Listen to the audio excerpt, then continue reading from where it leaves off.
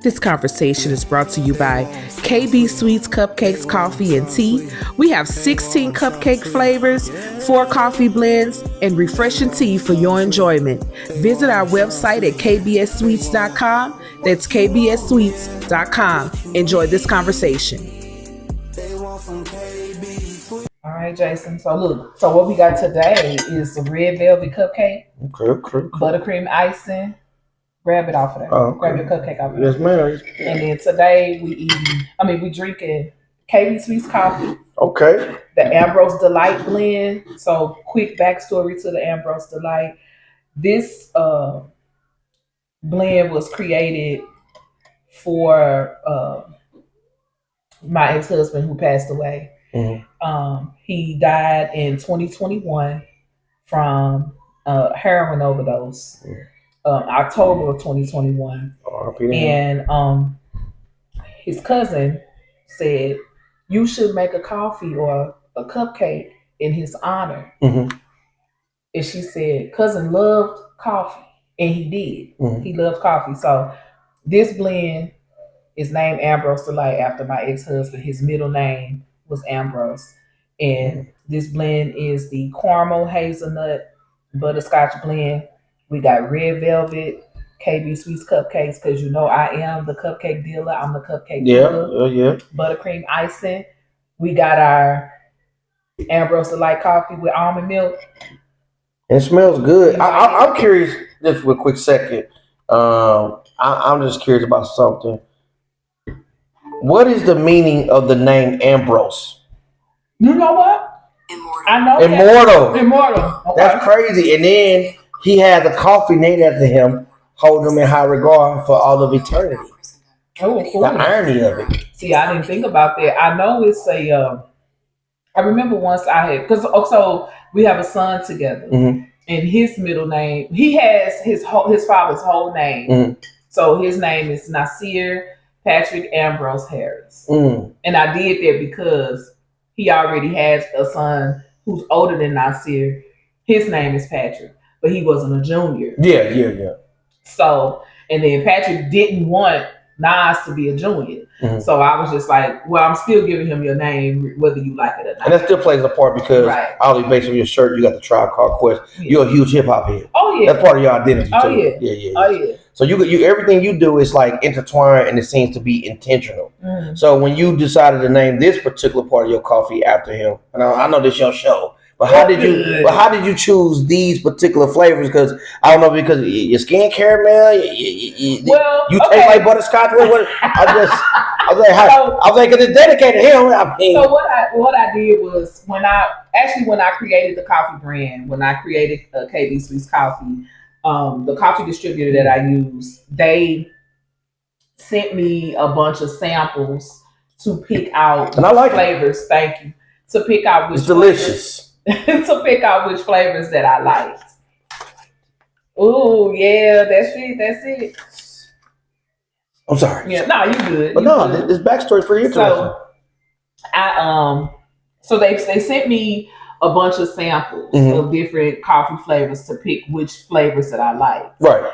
And so I decided on this flavor because it was good, and as you can see, you didn't need like sugar or anything with it to give it the. No, you didn't, and it tastes very delicious. Yeah. I had the almond milk because not so much I'm so health conscious.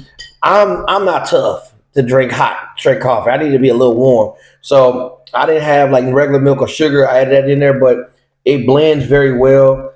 I love the taste. I love the flavor, and I would most definitely look forward to.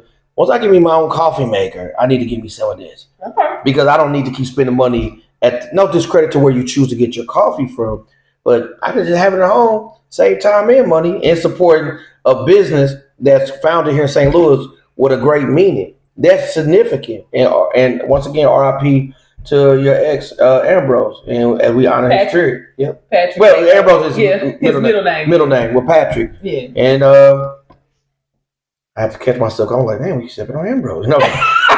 but you know, but then it's like a mature way, you know. But now, obviously, we're not saying this within the context of anything disrespectful. But you know, when people got those ops and they beefing people like, we smoking on that, Yes. But the great part is like yeah. But this is a more mature, but it's not with disrespect because we want to honor his spirit. But like we literally sipping on that Patrick Ambrose. Sipping on that yeah, and I say that respectfully.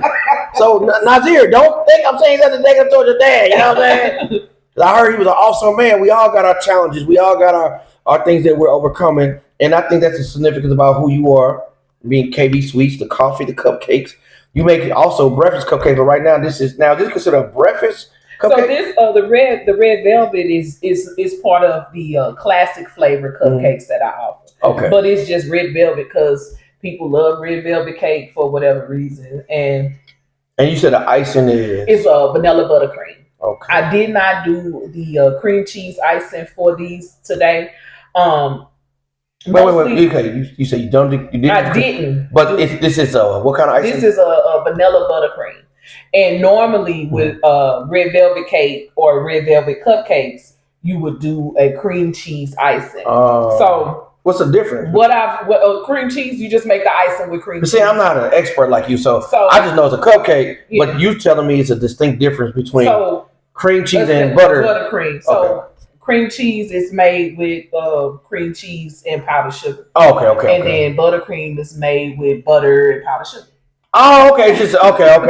My bad. I'm making it deeper than it need to be. No, you good. And so the reason I just went with the buttercream is mostly because my bad to look like that. I just didn't know. I didn't know if I should bite into it because I'm not really. I enjoy sweets on occasion, but I'm not really a sweets person.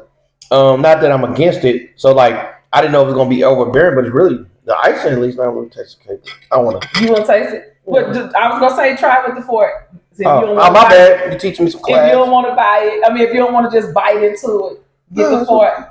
That way, if it's too sweet or you just don't like it, you don't got to spit it out. No, it's delicious. Thank you. It's very, and I don't know. I'm not Keith Lee. I'm not Mr. Chime Time. I'm not LA Try guy. I'm not trying to be one of those guys that like I'm an expert on food. But I'll tell you, this tastes very good. It's not overly too sweet for me. In my liking. And the cake and the icing to me is very complimentary. I don't know what else to compare it to, but this is something I could see me eating like 2, 3, 4, 5, 6 of these things and not feeling bad about it. Like I feel like I eat like 20 of these and not get cavities. Because sometimes you buy stuff you just tasting straight sugar, and I'm not knocking it. Different flavor palettes, but for me it's really good. I like it. Appreciate that, Justin. So shout out to you, man. Fist bump. I don't know what you do. Fist bump. Thank you, girl. You got some hard enough. You be hitting people. Don't run up on KB. I mean, she looks sweet making cupcakes, but those knuckles taste like they feel like Wolverine hand. Like no, your skin's soft, but the bone you done put hands on people before or something. I mean, you know. Oh, my bad. My bad. No, I ain't grew up in the hood like that. I had some hood exposure. So let me say this. Mm-hmm. I'm hood adjacent. We grew up in the hood, but I'm not gonna say, oh, I'm a hood bitch, I'm a hood chick. No, I'm not. I'm hood adjacent. Okay. I wanted to get out of the hood. Okay. I did everything I could to not be part of the hood. Understood. Let me say this.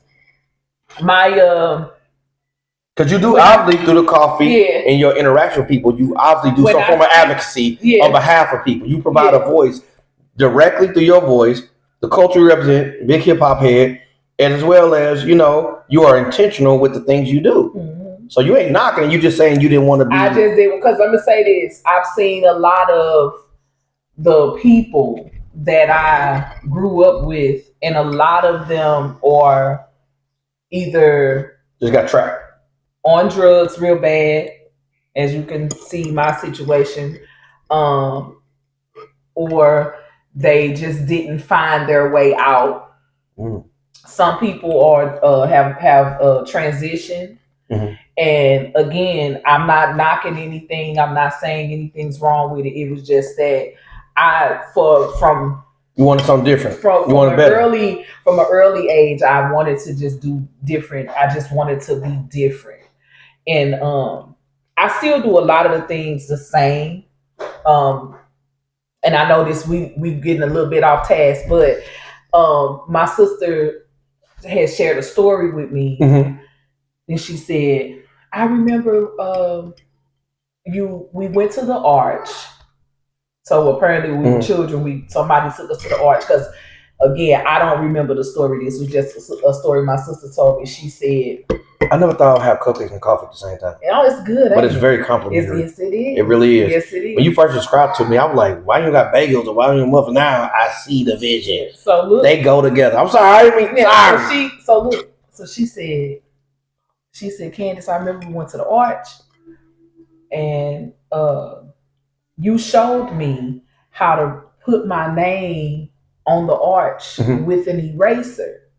She said, you had a book bag full of ink pens and pens.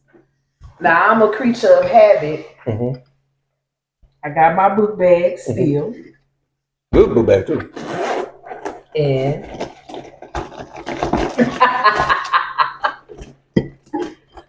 it's full of pens. Okay. That's how I ride around like that. Not as organized. Yeah.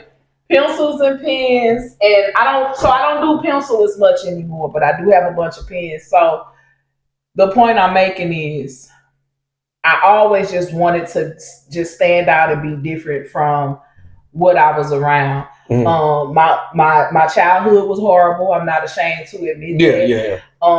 If you look on my Facebook, TikTok, Instagram, I have shared a few stories from childhood. And I plan on sharing more when it hits me. I thought about doing like a whole series. And I said, I'ma just. But looking back at it, you look at all the things that you went through, it created the perfect ingredients for you to be you, just like the multitude of ingredients you use to make this perfection in a cupcake and now a coffee blend. So looking back at this is one of the blends, y'all. It's actually 4 blends. So, so shout out to you. You know what I'm saying? I know I'm the only one here, but let's clap for KB. Hey, thank you, Jason. So, real quick second, that Khaleesi, you okay? You all right? Did she say she loved me? Or you ain't talking to me. My bad. I thought my daughter cared about me. Okay. She cared. All right, it's all good. So, shout out to you, Jason Nelson, y'all. Focus on the funny. Today I decided that I wanted to talk to Jason so he could tell his wedding story. Yes, he gonna tell his wedding story. I should have some liquor versus coffee, man. So Jason, I'm gonna stick with the coffee right now. As I said before, this is Jason Nelson, comedian, father, friend, good storyteller, very compassionate person. Husband, ex-husband, all that, whatever. Yeah, ex-husband. I'm single. Let's get understood. But I got some wedding stories. Yeah. Like story, plural, yeah. So Jason gonna tell his wedding story. I don't know if you want to blend them or if you want to just tell one and then tell the other. However you want to do it. So how old were you when you got married for the first time? Just a side note real quick. Jason's been married twice. In my 20s. I'm 41, about to be 42. If anybody single, I'm working on my healing journey in therapy. Shout out to Father Philly Support Center. I'm doing the work, shadow work. So how old were you when you got married for the first time? The first time I was 24, I believe, 2008. Same year I started doing stand-up comedy. Same year I started doing youth care work. Started working with children in special school district. So I was 24 years old. November, I can't remember the exact date. It was 2008. At the time, I was living in my brother's home. I was in Blackstone for a little bit. Lost access to that property for whatever reason, no fault of my own. And the woman I was going to marry had to move in with her grandmother because her parents weren't allowing her to come back home. Okay. She chose to be with me. They're like, if you go with him, don't come back. Okay. And then some situations happened with the property we were living in on Blackstone. And she went to go live with her grandmother, and then I went to go move back in with my brother. And but what happened was, I'm a Christian, wasn't raised Christian. I mean, I had a Christian exposures. Let me not minimize that. But I was an atheist. If you get to know anybody who knew me when I was younger, I'm talking about since I was 4 or 5 years old up until whatever age, I denounced the existence of a higher power. Okay. But 20 years ago, when I was 21, when I'm 41 now, I had an experience where I could deny the existence of higher power. I accepted Christ 19 years ago when I was 22 from personal experience. And then I was abstaining by accident. I was young. I was horny as hell. But it was hard. I was still jacking off, though. I don't know if I can say this on your platform. But, You're good, Jason. That's natural. But yeah, I don't know how much I was doing. It wasn't that natural. I was going in. I still haven't stopped going in there. I'm like, that's crazy. I'm like, damn, I've been doing this since I was 15, nigga. You would think I would have outgrew it, but nah, I jacked out way more than I had sex. It's crazy. Especially when I was married, I jacked out way more than I had sex. Oh, God. It confused the shit out of me. I thought I was supposed to be done jacking off by now. I got it in the house. But, the thing about it was, as I was reading the Bible, despite whatever part of my life I was going through at the time, I just decided I had to trust God. And I read that a double-minded man is unstable in all his ways. So I was like, okay, my mind got to be made up. I'm trying to make a decision based on faith, not logic. Mm-hmm. So I'm sleeping in a house that's foreclosed on. I'm not supposed to be in there. Nothing's on. It's mold in it. I'm working at Nathaniel Hawthorne Elementary, which is now some apartments. I'm going to work, smell like mold. But I decided I was going to marry this woman. I had a child already from a teenager, and I felt some form of conviction that my daughter wasn't being raised in a 2-parent household. But also, we were teenagers when we made her. But the adult part of me, though I was 19 when she was born, still felt convicted because I felt like that was so unfair to bring her to this world under these circumstances.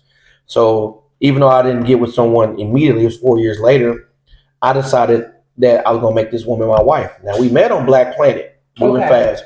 She passed away. R.I.P. Felicia Steeples.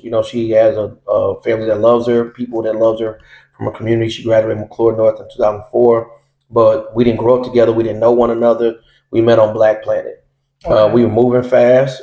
Now, Black Planet. Now, I'm gonna be honest with you. I didn't join like Black Planet or MySpace.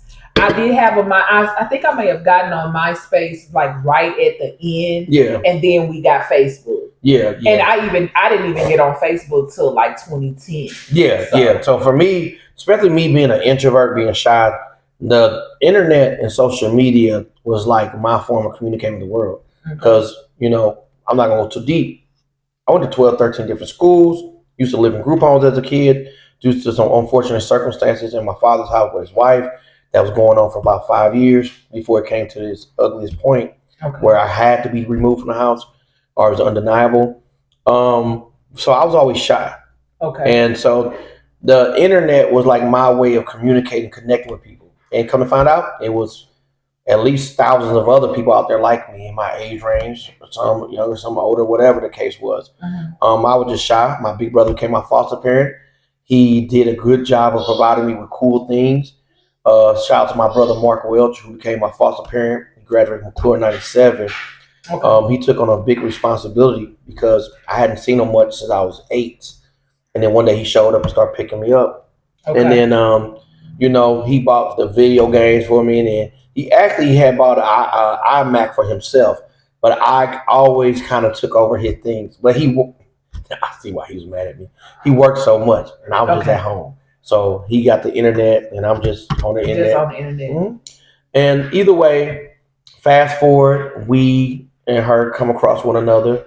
We link up, and you said that was on Black Planet. Yeah, now, was that like a dating site? It was just like social. It was like it wasn't a dating site. I don't like when people reference it as a dating site. I want people hooked up like they do. Right. Anybody gonna hook up however they meet.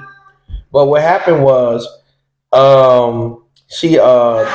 it was a social media site, not too much different from MySpace, and then what Facebook became later. I actually think it was before both those sites.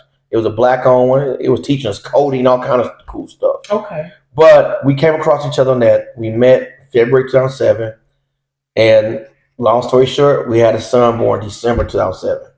Okay. Yeah, and then I felt convicted from my spiritual beliefs, especially me being a new younger Christian, and me still I'm just young. I'm not even, oh, Jason, you human. You're going to be horny, or you're going to be this, you're going to be that. Because I didn't really grow up with a father figure, somebody who explained these hormonal things to me. And I'm not discrediting that. Maybe a lot of us men weren't taught. I don't know. But what ended up happening is, with that as confines, we was having a son on the way, and I just wanted to do something different. Now, I did love her, but I probably didn't love her as much as I could have or should have, because the foundation of how we got together. I liked her. I loved her. She inspired me. when I was living in my brother's house in his basement and we were hooking up. This is before we went through that first part I was mentioning. That's what made me want to get up and get out. I wanted to put her on home. I've never felt that conviction in my interaction with a female at that time period. Because my brother had a cool house off Fair Acres in Redmond. It was like a ranch style house. It was the basement like his whole house in itself, and I had it to myself. Cool. My brother also took my mother in, who struggled with mental illness and a lot of trauma that started to bubble its rear its ugly head. But she's doing a lot better on 180 now. So my brother took on a lot of responsibility for a lot of different people. Okay. That's the mission that God gave him, and I think he's mad because that ain't the mission God gave me. He was like, nigga, you always good to eat way. I'm like, my bad, nigga. I didn't ask to be born second, motherfucker. Technically, I'm third because mama had a miscarriage. But you know what? I think what happens especially with mothers in general. Mm-hmm. I was gonna say black mothers, but your mother is Korean, right? But she was adopted by a black family. She's ironically, she's from Seoul, Korea. Mm-hmm. That's kind of corny, but but she came to America through an organization, and a black family adopted her. Okay. Started on Cobra on the West Side, but spent a big chunk of her life over on West Florissant and Emerson. Okay. And for those from Walnut Park, my mom used to joke that China Dow was her cousin. China Dow was an undercover cop who used to hang out with gangsters, do their drugs, and turn them in. Oh. My mom was not China Dow. She's just an asshole. Well, I call her asshole. What I was gonna say was because I was gonna say I get another one of these. Go ahead. But delicious. I don't even like cupcakes. Thank you. Wait, I guess I. But I was just saying, like, I was gonna say black mothers, but mothers in general. What I've noticed. Like I mixed the ice with the cupcake. Now I'm doing it. No, you good. What mothers in general have done. The oldest son, they look to them to kind of take over that like father figure role. Most women do. And then, but if you recognize it and you putting that pressure on those boys, like you'll be like, this, he the man of the even house. Daughters though, the first born itself, yeah. He the man of the house, he this. And it's like, no, hon, that's your son. That's your son. He's not the man of the house. What you gonna have to do is recognize that this is your son. He can't do what you need a grown man to do as far as I would say rearing children. I agree with you. I've seen that so much. Yeah. And it happens. But with my mom, her situation was so like my mom was spoiled. My dad was spoiled too from his family. Because even though they was in the hood compared to other people around the hood, they had it good. You know what I'm saying? Like 2-parent household, parents who both had jobs, like, and they was kind of considered spoiled compared to other people around them. Right. My brother, he just loves stability. Okay. Which you like, that's a good thing, right? So he remembers life before things got chaotic. I don't really recount much of life before chaos. But so he's always been fueled by, so I would like to believe. Right now he got me blocked because I used to call him drunk all the time. That's all right. You know what I'm saying? Unleashing. Y'all will work it out. Yeah. Well, I'm standing on business stuff, bitch. If you see this nigga. But the thing about it is like, no, I love him though. I look up to him. He's like my role model too. But the thing, and he's like a father figure simultaneously. But what it is, he just was seeking to stabilize our life through having a physical home, where I was more fueled by the emotional aspect of things. For him, he cares, but not enough to put the emotions at the forefront and ignore the fact that we need a place to live. And I want a place to live, but I want a place to live and there ain't no love there. You know what I'm saying? Exactly. Which, he got to. It kind of goes back to when you hear people say things like, shit, we could be living in a cardboard box, but if we love each other, it's home. Yeah. And obviously, I don't want to be in a cardboard box. Right. But in my mind, I'm like, well, if we got to do it for a little bit, my brother like, nigga, we're never going to a cardboard box. Right. I'm like, oh, nigga, no, I'm just saving some money over here. You know what I'm saying? And the woman be like, no, we not, nigga. I'm gone, bitch. No. But that call pulls into my relationship with Felicia Jenna Steeples, that we had at that time. R.I.P. to her. She's the mother of 3 of my children. And I just wanted a family. Okay. I wanted something to love me back. She came from, I'm not going to speak too much of her family's personal business, but at least externally, they look like a good image. Mm-hmm. They look like what I wish I had. The mom, the dad, you know, they moved to the suburbs. They had a nice home. They had careers. Her mother was like in the real estate. Her name's Phyllis Steeples, but went by Phyllis Gunn, her maiden name. And so I'm looking at the woman I'm about to marry, or that I got pregnant 1st. Mm-hmm. And I'm not gonna just say like I just knocked her up. Like we was tied in. Like we was spending we was young too, but we spent like as much time we could with each other. She stayed in O'Fallon, Missouri. I stayed in North County at that time, off of Fair Acres and Redmond Road, whatever.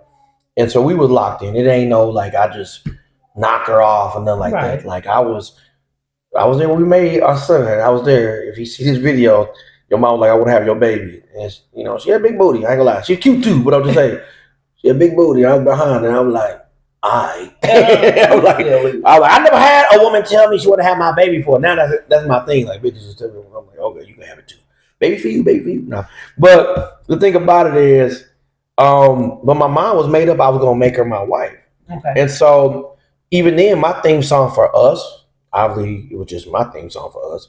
It was "Live It Up" by John Legend. I don't know if you remember that song. Yes. So listen, I just listened to Get Lifted today. Yeah, the anniversary of the album came out. Yeah, I just listened to Get Lifted today. So ironically, that's cool that you just said that, because that's on the Get Lifted album. That song, "Live It Up," it's beautiful because it talks about these young people going through it and no longer have to rob Peter to pay Paul. We can go, you know what I'm saying, and we can go to the mall, no more layaway. So I used to listen to that song religiously as motivation. It used to make me cry to think about the moment I'm going to be able to provide her with certain experiences, and she can have her head up high when she talks to her family, because her family, they didn't really know me.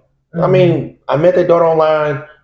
Next you know it, she going to do a house. Next you know it, she's pregnant, and then, you know, and that's just an introduction to me. You know what I'm saying? So they didn't get to know me. I was a little defensive when I met them too. Them not knowing exactly who I was and the way they was talking to me, I felt judged and stuff. Because in my mind, I'm like, why are you judging me? You should be looking. Not that I want to discredit their daughter. I'm like, you should ask her why she beat niggas offline and getting, like, you know what I'm saying? Like, nigga, I mean, I'm doing what I'm supposed to do. Somebody offered me some pussy, but it wasn't just that. I really liked her. I liked her style. And she was very fashionable. She was good into her natural hair. Her mother did a good job of teaching her how to do hair and stuff. But what it was, she didn't seem to have when she was younger. At least what I saw about her parents' work ethic. Now her dad was hard nosed. He's from the West Side, from my understanding. He said he got ran over in football by my Uncle John Algie, who played football for Sumner. But her dad was like, oh, he had titus, whatever, growing up. His toes froze off. Like, he wasn't no type of guy. I'm like, all right, nigga, I don't got that type of relatability to hard. Like I had a hard life for whatever reason, but it wasn't that way. You know what I'm saying? So I'm sorry if you see me as being pussy. I'm sorry. That nigga like, yeah, I was in the military. I was in snowstorms. I'm like, well, I can't. I could relate to those things, but not under those circumstances. Right. But, you know, I think her dad was trying to get her to be accountable for her choices. And then her mother, I'm going to say, I think, was trying to soften the blow, because her mother once was a single mom before she got with her dad. Right. You know what I'm saying? So maybe she's trying to offset some things. I don't know. I don't know. I don't know if I'll ever know, because we don't speak at all. We don't communicate at all. We hardly ever did then. I mean, obviously they were more protective of their interests and their daughter versus the collective of us as a family. You know, so, you know, which is, to me, was kind of, when we talk about weddings, I think that was kind of, that wasn't good. Okay. You know, you talk to people from Africa. We're not here talking about, you know, like the Mexicans do this. When you talk to people from Africa, they talking about it's about the tribe, the village. Like if the couple's having an issue, the mother doesn't take sides. She sit down, what did you do? What did you do? And then they find a way in the resolution. Yeah. That's not the culture that I guess I was brought up in. Not that I didn't want, I desired that. But at this point of us and the black people that I know, for some of us, it's just every man for themselves. Hey, this is my people, this is your people, even though we are sharing a child together. You know, so my mind, like I said, I was playing Live It Up, and I remember that's how I started getting into working at education. Because at first I'm just working whatever, you know, I'm making like this, the Dollar General, Ameristar Casino. I was working at the arcade when I had an arcade attendant. But my relationship with her made me want to level up in life. Now, obviously, I ain't been to college. I ain't been around those type of people. So for me to get a para job, that sounded fancy to me. Like, man, I work with a special school district. But me being with her has made me want to venture out my comfort zone, take those chances. Before then, I worked at Dismas House, the federal halfway house, as a facility monitor. I barely graduated high school. I was almost 20 years old. I have an alternative school diploma. But once that Dismas House was on my resume, and I was staying on Blackstone at the time, Dismas House over on Cole Brilliant, down the street from Echo Children's Home where I used to live in. That got me the credentials on my resume for these other type of jobs to consider me. It just like God just ordered my steps. And so while she's staying with her grandma, with our baby, our son, Bryson, named Bryson Jamar Nelson. I wanted him to be Jason Nelson, but his mother's mother was like, it's already a Jason. So because I'm trying to show support to her, being encouraging of us, so I would like to believe. Right. I said, well, you can name him. She said, well, let's name him Bryson, which ironically, her first grandchild, who was born that year, name was Briley. So I don't know if she was trying to live, what's that word, vicariously? Yeah, through her children. I don't know. Like she had the one daughter who had a good husband. Then she had her daughter who had me. And I think she was trying to encourage her daughter to do the things she never had the courage to do when it came to leaving a man she married who may not have been the best husband. With that being said, I still named him Jamar. That was intentional because I used to take things very literal. My brother and I used to joke if we ever had a son or something, we'll name the other kid after he'll name after me. When my brother told me that, I believed him. Obviously, this nigga didn't mean it. He has 2 kids. My brother named Mark. He had a son named Chase, Xavier Mark Welch or something. He had a son named Mark something. I'm like, this nigga just Mark. Like, I'm like, nigga, you did not include none of those conversations I thought you meant. So if you notice this ongoing thing with me, I be believing what the fuck people tell me. And then they don't follow through with it. And then I ask her when I respond. After a fact. But Jamar came from Jason and Mark put together, which ironically in French means brotherly love. Brotherly love. So yeah, so that was intentional. I got to include that part in his name. Are you all right? You want a cupcake? My daughter got she a Pisces. I tried to feed them Zodiacs, but too fishy. Khaleesi, come here. Will we get to see Khaleesi? Maybe. Because it looked like she don't respect me because she's not coming at all. I'm like, my old kids, I would have. So, but this is getting to the marriage part. I'm living in this house with. Come here, bring me a tablet. But what happened is my mind was made up. I was going to try God out. I don't want to. Some people may get offended if you say test God. But I wasn't trying to test on egotistically, like, God, I'm finna jump out the roof, catch me, nigga. You know what I'm saying? Like, send your angels, nigga. Like, no. I'm saying, like, all right. His words say, a man who finds a wife finds a good thing, and, a double-minded man, so I'm going to make my mind up. So I chose a date. We to go to the courthouse to sign our marriage license with no guarantee of anything. I just made my mind up, and I said, we're going to see what happens. What day was it? I could be wrong. Let me see. I might be wrong. Let me see. November 8th, 2008. Wait. So it had to be, let me see. November 12th, 2008. What day was it? November 12th. Because it was a Wednesday when you go to the courthouse. So it's either on the 7th or the 12th. Okay. So those are certain days that you can go to the courthouse. Yeah. On what Wednesday. Days are those? On Wednesday. Oh, so you can only go on Wednesdays to get. From my understanding. To get married. Yeah. It was somewhere around there. I mean, it's been such a long time now. You should remember you married. Well, I had 2 marriages, motherfucker. So the thing about it was, my mind was made up. We did it, and then I went to a small church. Pastor Douglas Parham, his community church of God over in Blackjack.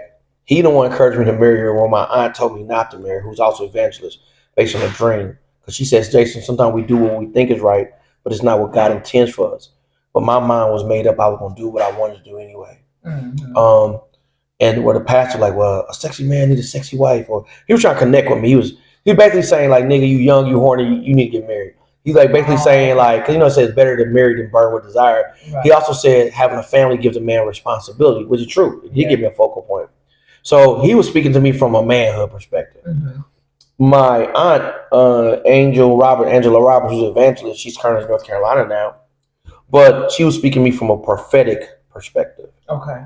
You know what I'm saying? So my mind was made up, but when my mind was made up, God began to open doors. So now I'm working at the special school district. You only get so many hours, there's no overtime. They don't even like you to work another job. Oh, but wow. Yeah, you got to agree that you won't work another job. Why? I don't know. At least maybe it changed now, but back then, but I can't afford not to work another job. And so I end up, I don't know if I got hired at the job first or I got the apartment first. And what it was, I started applying for apartments because Felicia's working for special school district too, but she always got fired from jobs. She never kept them. But we sent the apartment that we moved into. It was around the corner from Nathaniel Holler Elementary. I'm like, God, how am I going? You want a cupcake? Come here. Khaleesi, you want a cupcake? Come here. Khaleesi, come here. Well, come here. But the thing about it is, with that being said, we got that. My mind was made up. That's the whole point about the marriage before we even get to the wedding. Mm-hmm. Regardless of what things look like, my mind was made up. I was going to make this woman my wife. I was going to marry her. I was going to love her. I was going to honor her. And I'm going to put a parenthesis when I say honor her. I was going to do the best that I understood. Right. At 41, the way I know how to do things versus when I was 23, 24 is way different. And no, I wasn't a horrible husband. It's just certain things I learned through trial and error, success and failures, in every area of life. Mm-hmm. So, but once my mind was made up, all of a sudden I applied for this job, a second job, and I got it around the corner from where I lived and around. Hey, 1 second. 1 second. I'm sorry. Come on, let's step in the room. There you go. Come on. Yeah, I'm done. But then I can't close the door because she'll start crying. Oh no, you good. No, but the thing about it is, when my mind was made up, I got the second job. And so it's like God was just opening doors. So I took that as a sign we was in the right direction. The church that I had belonged to was a very small church, but an impactful church. You know, it's community church, guys, more community oriented church, where everybody knows each other, checking in on one another. And they came together and put together a small reception for wedding thing together. You know, now our families wasn't really in agreement. Nobody really wanted to support us getting married. And it looked like it. It sounded like it. You know, now we're not talking about proposals, but my proposal wasn't the greatest. I did go to her dad first and ask his permission. He's like, I don't care what y'all do. And then I took Felicia to Culver's out on O'Fallon and I proposed to her. I'm not going to say how I proposed to her because y'all going to smack the shit out of me. No, what happened? So you went to Culver's. I pulled out a ring and I said, if I can use this ring, you got to suck my dick for the rest of your life. Oh my God, Jason, no, you didn't. And she said, yes. Oh my God. Yeah. So you said yes, really said but that? she did not suck my dick for the rest of it.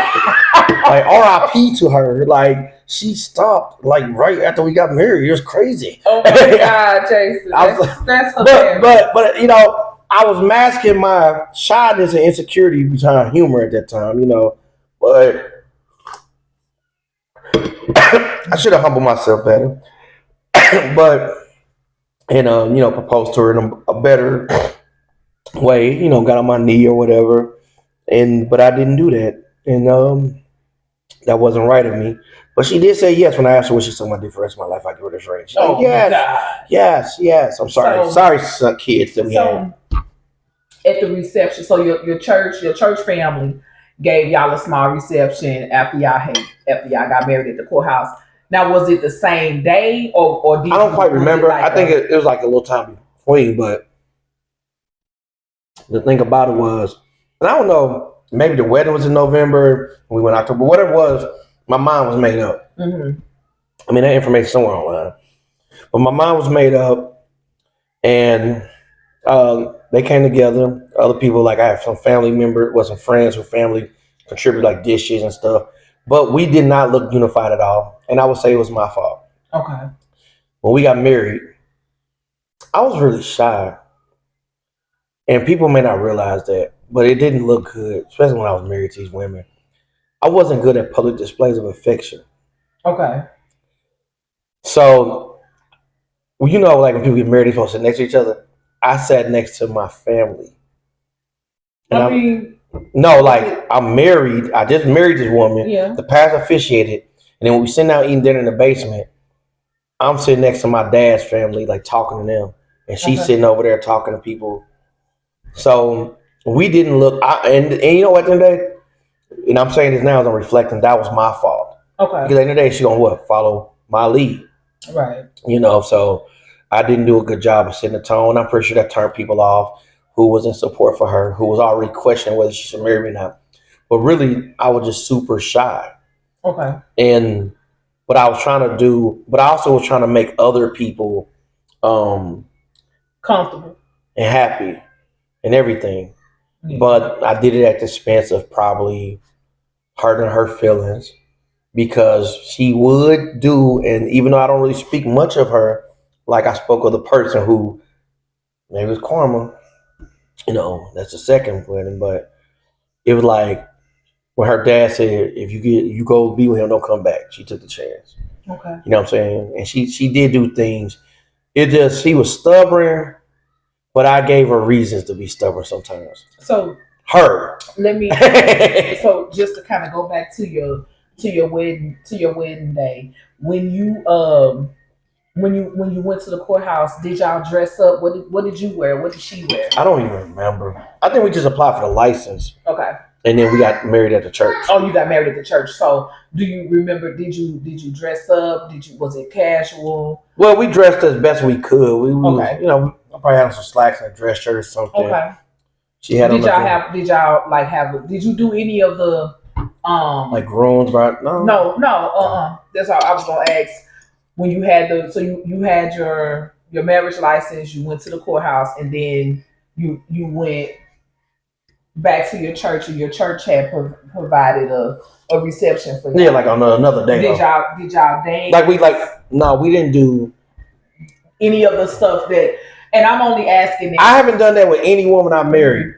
So if I do happen to get remarried in the future, unfortunately, due to me being shy and maybe an asshole, I didn't do it to be mean, but I see how I can be asshole. You silly. I have a lot of things, some untapped experiences that I have with another woman because I was so shy. I can't dance. I ain't got no rhythm. I get stiff. But do you remember what y'all had for dinner? With what they prepared for you? Okay. I don't remember shit. I remember I was just trying to get us in the home and get to work and take care of my family. Okay, stay right there. Right there. Here's what I've discovered just with being single and being able to just kind of pay attention to relationships and how things work. What I've discovered is this: women live in fantasy. You see how I just asked you all those questions about what song, what dance, right? And I'm just trying to get to work. And look, and all you wanted to do was provide for your family. Yeah. So I said all that to say, when I ask questions to men, most, if not all of the men that I've asked, we just try to get to the work. Y'all have been told, hey, listen, you got to take care of your family. Yeah. Get a job. Take care of your family. Whereas women, we're told things like, oh, he should take care of you. Yeah. And here's what's going to happen if you marry him, and when you get married, you need a ring, you need this, you need flowers, you need pink stuff, blue stuff, white stuff. You need a song, and you need to dance around like Prince Charming and Cinderella. Those are, and that's what I mean by women live in fantasy. And even when you look at a lot of the shows, cartoons, women have to be rescued. And you know what makes it stressful to me? What makes me not want to be in a relationship? Yeah. Because of these, I don't think it's nothing wrong with giving a woman some of her fantasy. Just like a man, he may want to see you in some lingerie or something or whatever. Yeah. So I can't be one-sided.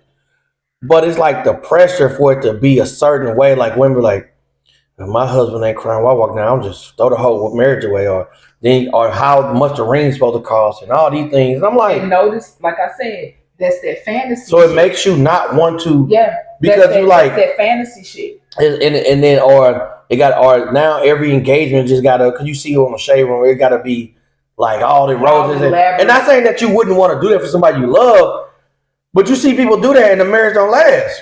Yeah. So I'm like, shit, I've been married twice, and I promise you, I mean, yeah, if you compare 41-year-old Jason to 20-some-year-old Jason, yeah, it's a little different, but for the most part, I was a good dude, man. Yeah. I was just young. And I didn't grow up around many married people. I didn't grow up around nobody. I grew up in group homes and chaos and dysfunction. And I didn't want that for my life. But I associated having a wife and a family. And maybe that was unfair to her because she's young too. You know what I'm saying? And she just knew when her mom and daddy, they went through this, they went through that. And maybe you don't realize that all the work and sacrifice that to put in for you to be able to observe that. You have to put in the work. It's going to be good days and bad days. It's going to be sunny days and rainy days. And you just got to make up your mind, regardless of what the weather is, you're going to hang in there. And, but I'm saying, but that's what it is. But that's why her family now, some people may not be in agreement with her mother's results of her life, because her husband was, from my understanding, was very abusive, from what I was told. Right. And maybe that's why she like, well, I'll never go through what my mom went through, even though I wasn't that person. Right. But if anything may have reflected that or sounded like it or looked like it's going to look like it, it may have been triggering her. And, and I used to be empathetic to that back then. But of course, did I articulate myself as well in my 20s as I am doing now at 41? No. Yeah. So with that being said, I feel like our marriage wasn't beyond repair. I will say, when we had our disagreements, when she would be forgiven, my guard was up. Okay. When I was being forgiven, her guard was up. Okay.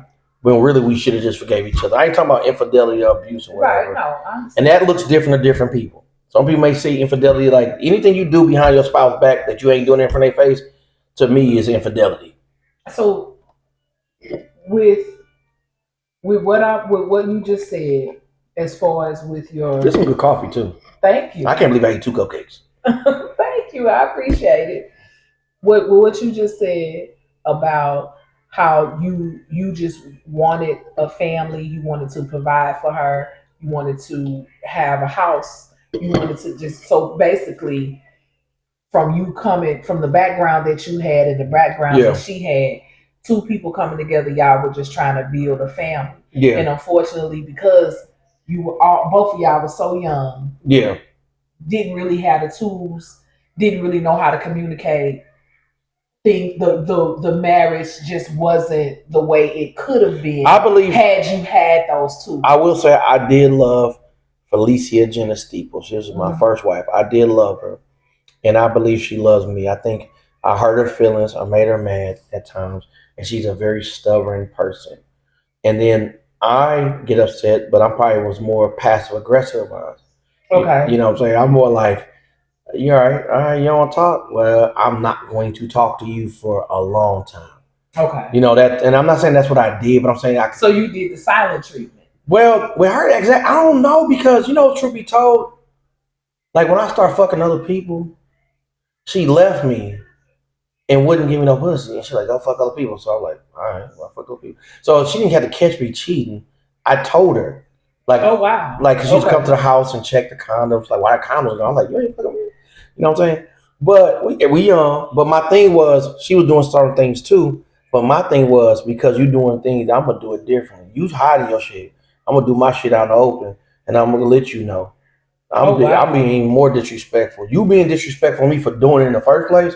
And then you lying and talking behind my back. Mm-hmm. But what I'm going to do, I'm going to make sure you see this shit.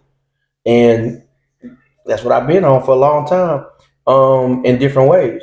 You know, I'm like, oh, you ain't got to catch me. It's right here, bitch.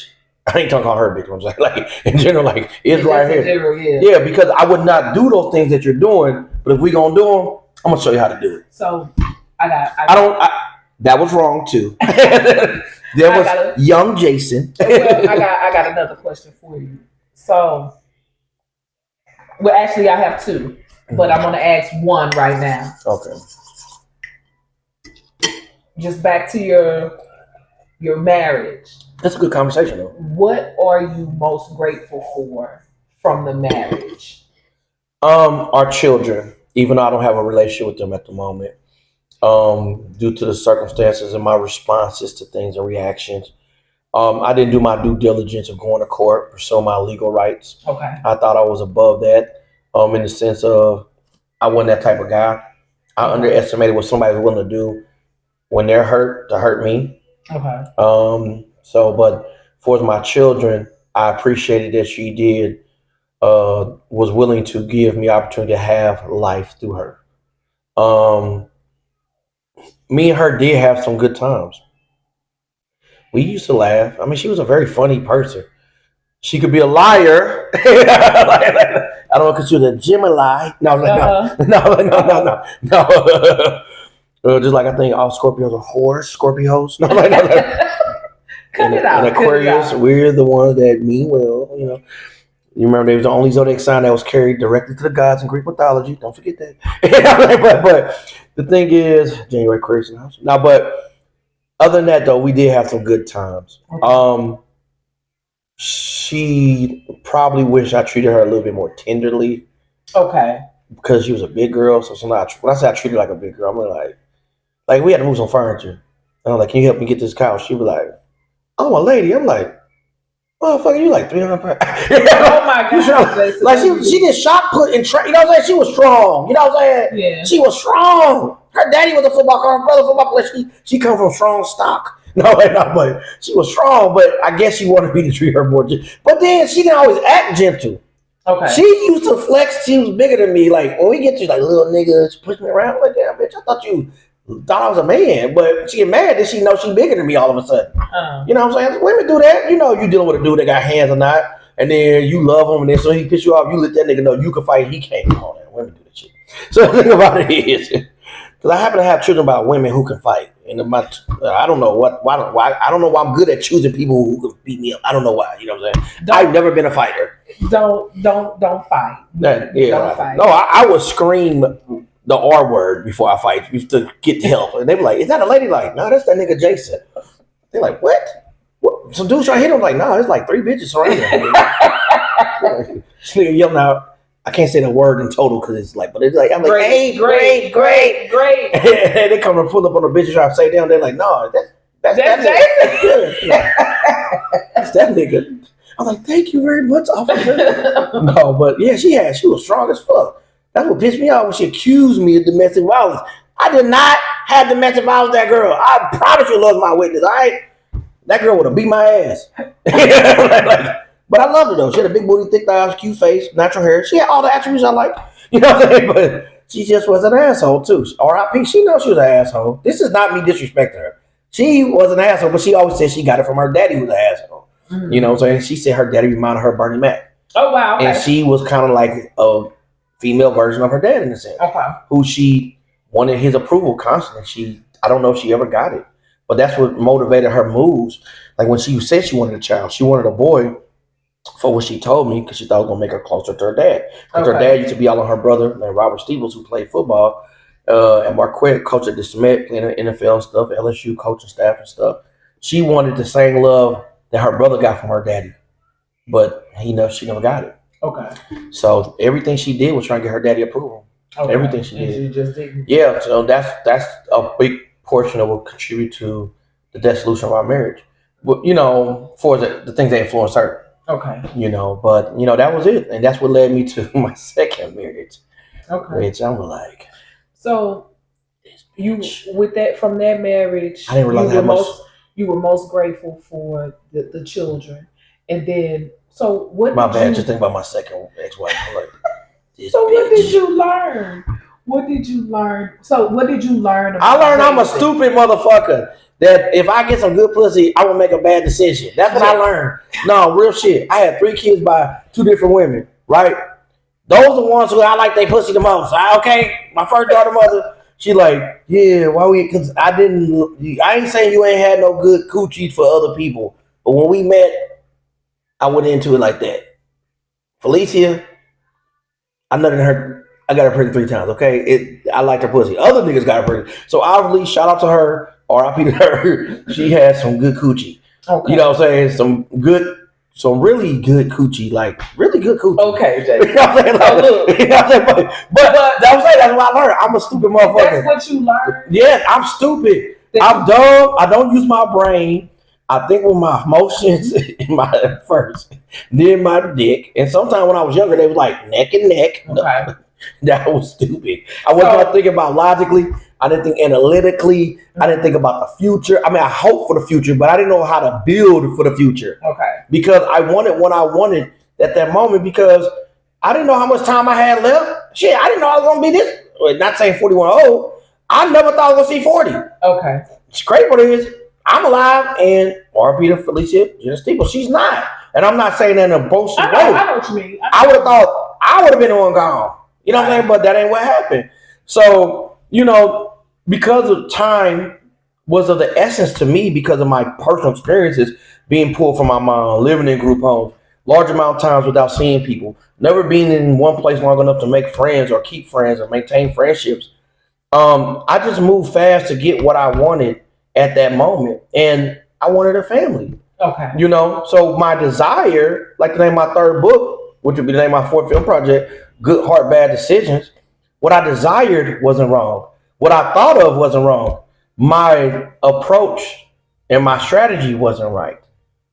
You know, and the part that people see me arguing for is not saying I make good decisions, but don't call me a bad person. Right, you're not. You know what I'm saying? I was young and dumb.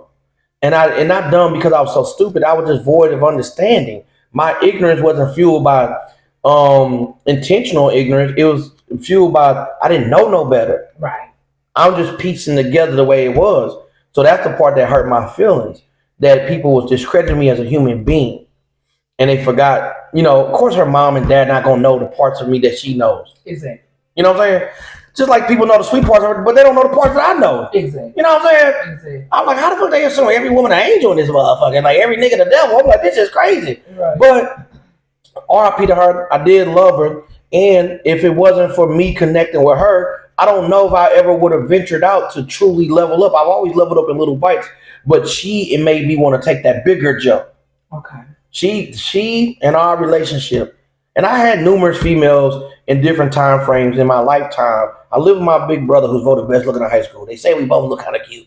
Now people say he like Manny Fresh and a stud now because he chunky, but when he was younger, he like an Asian Usher. Now, I think I'm still a little cute. You know, I ain't gonna say I was ever fine, but I was cute at least. No, you ain't gonna say I ain't cute, nigga. I ain't talking about you, I'm talking about the artist. But you know, but the thing about it was, with that being said, but it was something in Felicia that I saw, that I chose, that I wanted and desired. Looking back, would you change anything? I would never talk to this motherfucker. I would never talk to her ass. After I said all this shit, oh hell no. Because she told me we were sitting in her car. She had a Mercury Sable, our Taurus station wagon. One of those station wagons. I remember. I don't know, it was a Mercury Sable. I think it was a Taurus one. It was tan. And I remember we sit in the car. She goes, I just want you to know I got a lot of baggage. And I'm like, we all got baggage. I'm like, I grew up in group homes and shit, you know what I'm saying? Right. I should have listened to her. I was like, I should have went to her. I should have listened to her and took heed to the warning. God kept giving me so many signs. I'm talking about, well, my aunt, I asked her when she married us. It's 2008. She goes, Jason, I don't marry two people that don't love each other. Oh, wow. She said, I had a dream about you, that you were sitting on the rain and you looked like you couldn't believe you done what you did and you wouldn't get up.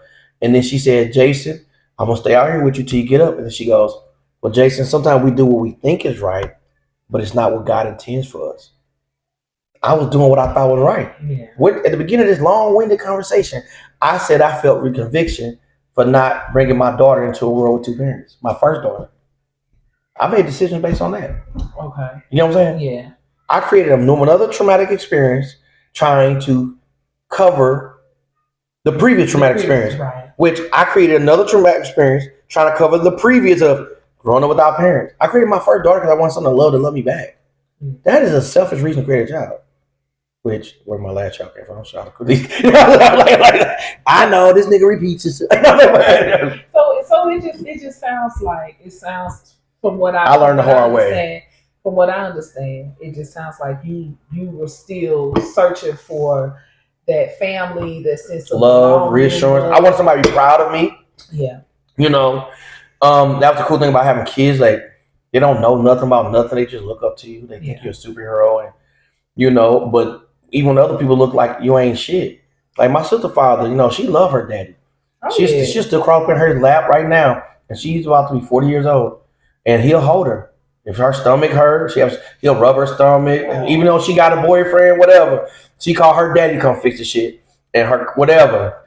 And he just do whatever he can. That he'll say, that's my baby girl. Yeah. And he'll do whatever he can. And he never had a lot of money. And he helped raise me and my big brother. He was younger than my mama too. I mean, they had things. I ain't gonna detail. They had their stuff. Oh man, that shit was crazy. I'm like, it's layers to my fucking trauma. I remember you posted a few days ago. It was your mom's birthday. I don't really want to do it. I just do it because it's fake. I mean, my mom would be. Was it her birthday? Yeah, but she be texting me to say shit. Oh, okay.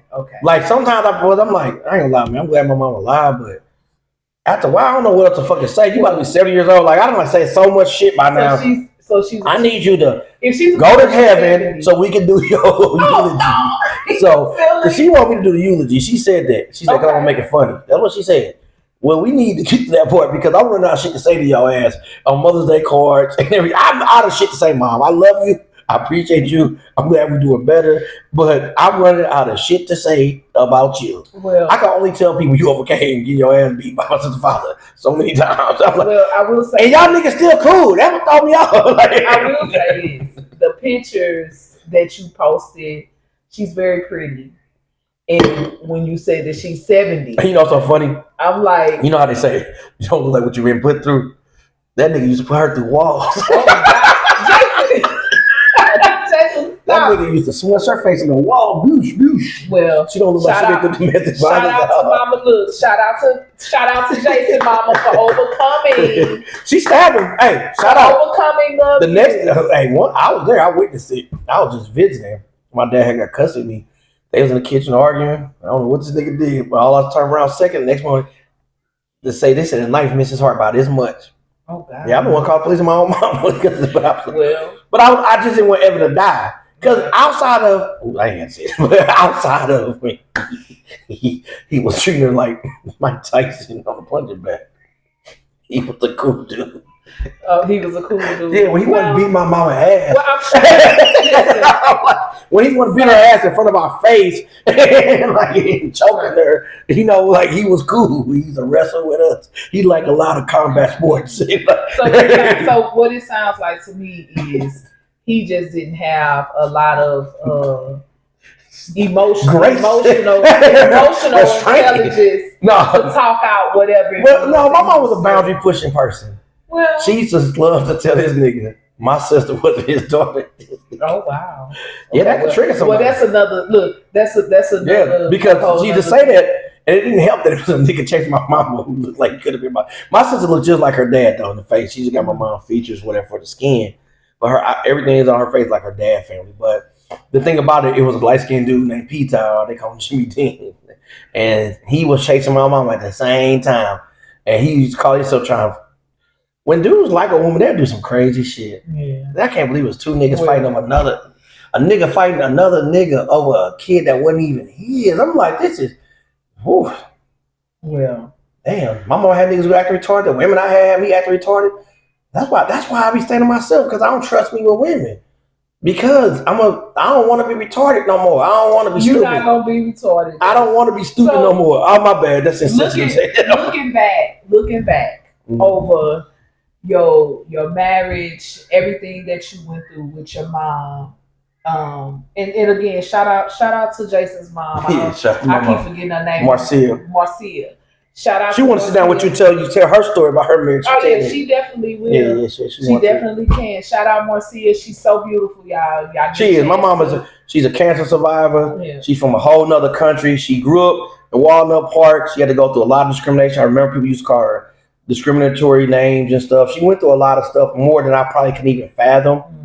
But shout out to her. And I before I left St. Louis for the second time, I apologized to her for my disrespect to her when I had a lot of unforgiveness towards her. And I told her she didn't have to go out her way to prove she loved me, but also let her know I think God allowed me to see what it felt like to be on the other side through certain situations. But that's another topic for another day. Life experience. But shout out to my mom. She got married, divorced twice as well. First time moving fast. She did the right thing for the wrong reasons. Well, I'll say I did the same thing. Looking back, well, what I wanted to ask was, looking back, what would you tell 24-year-old Jason? Don't get married. Just make child support. Don't get her pregnant no more either. Okay. Because the day I got married, I remember this woman told me, and I used to talk to her daughter. She said, "Jason, I know you don't trust God," because I was an atheist, but I was like that. The new Christians, niggas, you can't take shit around the motherfuckers. I'm like, we in the pool, like, who trying to get baptized? Like, nigga, if you just don't swim, nigga. So everybody thought like I was just a judgmental motherfucker. I'm like, but the Bible said. I believe it, and I believe it like, and it was new. I'm like, oh shit, I'm wrong, nigga. And I'm like, let me follow these laws, but you can't. But I was trying to right my own wrongs. I should have just trusted God, just being real with who I was and where I was at, and trusted God to work it all out. I would have just paid my child support, been cool with my one son with this one girl. Got my job, got me a place, and just took it from there. Yep. So, going forward, with everything that you've learned, you like where the good part of it. As 41-year-old Jason, with everything that you've learned this entire journey, going forward, what do you want for Jason? And I'm not talking about just relationship wise. I'm saying in general, what do you want for Jason? It's a little duality to that. One, what I'm thanking God for in advance is reunification with all of my children, renew relationships. Because I feel a huge void in my life and without my children in my life,